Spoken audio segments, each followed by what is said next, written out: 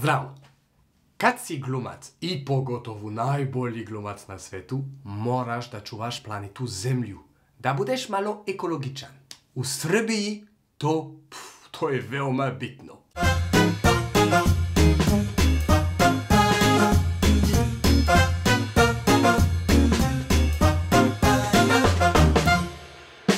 Kao Leonardo DiCaprio.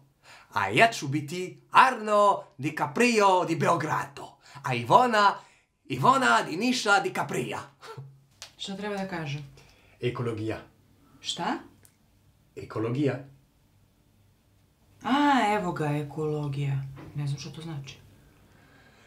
To je kada čuvaš ono što je prirodno. Da uzem kišobran. Zašto kišobran? Pa da sačuvam kosu, to je prirodno. Ne, bitnije. Ma šta je bitnije od suve kose? Možeš da se prehladiš ako izaćeš na ulicu s mokrom kosom. Snimao nekad babu? Naprimer, sada kad ideš u Shop & Go, ti platiš 2 dinara za kese. To je ekologija. Nije, to je pljačka. Da, ali to postoji da imamo bolju planetu, razumeš? A šta će nam bolja planeta? Pa meni je super ova. Ok, ekologija je... Zaboravi. Kasnije ćemo pričati o tome. Kasnije nije važno. Da, sad polako. Polako, ima vremena. Znaš šta?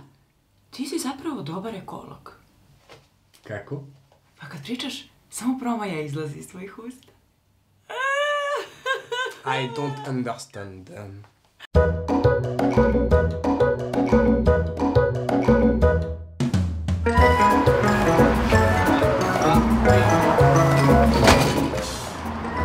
Ponosan sam na sebe.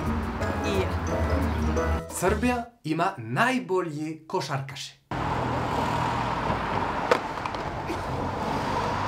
Ok, samo u sportskom centru. Moraš sve da staviš u kontu, razumeš? Na pauzi sam.